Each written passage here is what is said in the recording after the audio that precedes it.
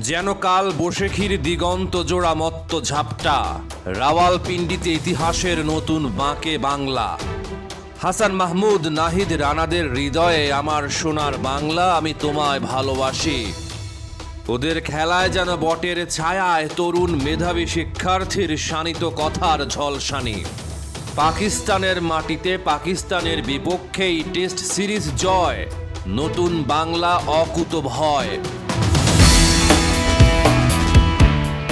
রাওয়ালপিন্ডি টেস্টের পঞ্চম ও শেষ দিনের খেলা, ইতিহাস গড়ার মঞ্চটা প্রস্তুত করে রেখেছে টাইগাররা।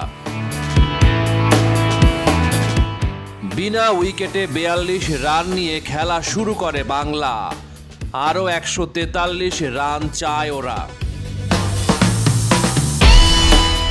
রান তাড়ায় ইতিবাচক জাকির সাদমান, উদ্বোধনী জুটিতে এলো 58 রান। 39 বলে 40 রান করেন জাকির হাসান, 3টা 4 আর 2টা ছক্কা হাঁকান। জীবন পেলেও ইনিংস বড় করতে পারেননি সাদমান, ওর ব্যাটে 24 রান। 2 উইকেটে 122 রান নিয়ে লাঞ্চে বাংলাদেশ। লাঞ্চের পর বেশিক্ষণ টিকতে পারেননি নাজমুল শান্ত, 38 রান করে কাপ্তান ফিরে গেল। শেষ পর্যন্ত বাংলার জয়, দ্বিতীয় টেস্টেও পাকিস্তানকে হারালো।